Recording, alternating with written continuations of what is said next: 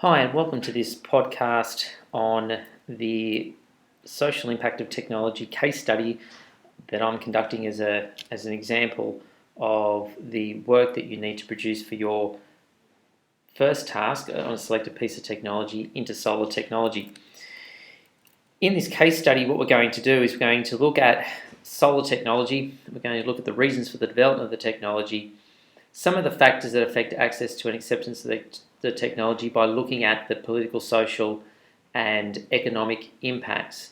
And we're going to look at some of the issues related to its use and development through looking at some of the impacts on lifestyle and well-being of the technology. Solar power is the conversion of sunlight into electricity either directly through using photovoltaics or indirectly using concentrated solar power. Concentrated solar power systems use lenses or mirrors and tracking systems to focus a large area of sunlight into a small beam. Photovoltaics, on the other hand, convert light into an electronic current using the photovoltaic effect, which you might be familiar with through your study in science. Solar panels are found in many different settings, from spacecraft to house rooftops, commercial buildings, schools, and in large commercial solar power plants. Commercial concentrated solar power plants were first developed in the 1980s.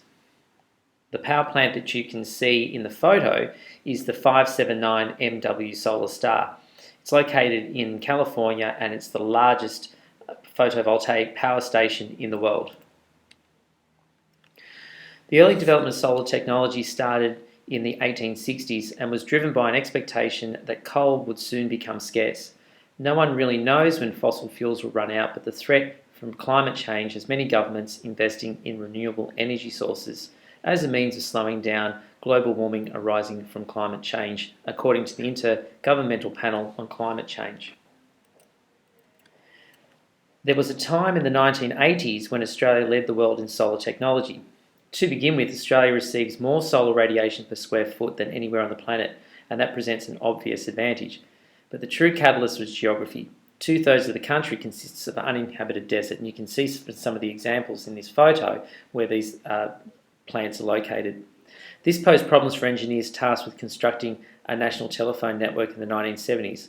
The solution was to build remote relay stations powered with solar energy, which at the time was a fledgling and expensive technology.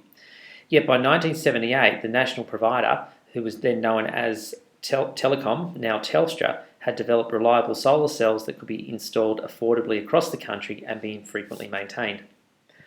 The development of solar technology stagnated in the early 20th century in the face of increasing availability, economy and utility of coal and petroleum, both of which are fossil fuels. Between 1970 and 1983, installations of photovoltaic systems grew rapidly, and falling oil prices in the early 1980s moderated the growth of photovoltaics from 1984 to 1996. In the mid-1990s, development of both residential and commercial rooftop solar as well as utility-scale photovoltaic power stations began to accelerate again due to supply issues with oil and natural gas, both of which raised global warming concerns and also the improving economic position of these cells relative to other energy technologies. In 2014, the Energy Agency projected that under its high renewables scenario that solar power could supply 27% of global electricity generation by 2050. There are a number of new and emerging solar technologies. These include photovoltaics, of which you can see an example in the photo, hybrid systems, CPV systems, PVT systems and other systems. The CSIRO in Australia is working on solar cooling, which is a new technology and system which uses solar thermal energy to provide low emission cooling or heating for buildings and refrigeration for food storage. They're also working on solar thermal, and they're leading the research in concentrated solar thermal power, which specialises in high temperature central receiver systems. And finally, in supercritical steam, where they're using solar energy to generate hot and pressurised supercritical steam at the highest temperatures in the world outside of fossil fuel sources. We've seen many impacts from the development of solar. The first that we're going to talk about are the economics. What is hampering solar power has everything to do with cost. It costs 5 to 11 times more to produce electricity from the sun than it does from coal, hydro or nuclear sources. AGL claims that it can take around 13 years for a home solar system to recover the cost of purchase and installation of solar cells. Kickstarted by generous government subsidies, solar power has found its way onto more than 1 million Australian rooftops. In the early 2000s, the adoption of feed-in tariffs, which was a policy mechanism of the government, gives renewables priority on the grid and defines a fixed price for the generated electricity. This leads to a high level of investments and security and to a soaring number of deployments, and particularly that was true in Europe. Electricity prices are rising and a huge wealth transfer is taking place from those without solar panels to those who have them. There are other social and economic factors as well. Electricity authorities fear a vicious downward spiral that will leave fewer people to pay for maintaining the power network. So, for example, in Queensland, who has the largest number of home solar power installations, it is estimated that most people pay $276 a year, or about 17% of their annual power bill, to subsidise other people having solar power on domestic roofs. These are just the direct costs of the solar bonus scheme, which do not include the cost of upgrading the electricity network to cope with widespread power flowing back into the grid, which has resulted in voltage and other issues making the electricity grid in some areas highly unstable. Political factors include the policy decisions made by governments, particularly those regarding renewable energy targets, the axing of the carbon emissions scheme in Australia, and reduction in feed-in tariffs, which has seen that solar and the renewables energy take a really big hit. The axing of the Climate Council has been criticised as a backward step and shows a lack of understanding for the future of Australian energy needs. In other parts of the world, especially in California and Europe, and especially in parts of the Middle East, ambitious renewable energy targets have provided the stimulus the solar energy industry requires to develop new and innovative solar solutions to meet energy demands for today and well into the future. There are also a number of lifestyle issues that needed to be addressed.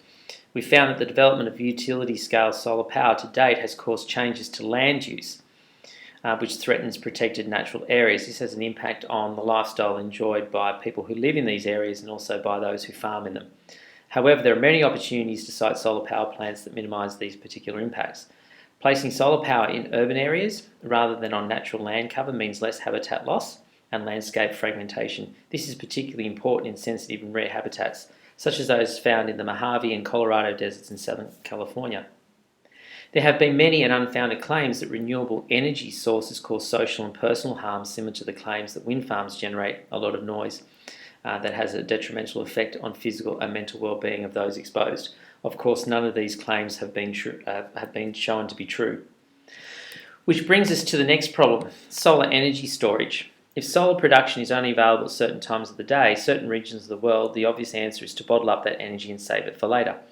However, battery storage will allow homes with solar panels to store excess electricity for later use, reducing peak power consumption and potential energy losses and costs.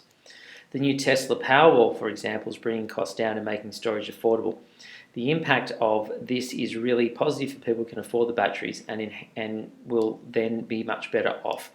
And they'll be better off economically because they can come off the grid, which means for other people, increased prices for those who can't afford solar but require energy from traditional coal-powered electricity stations.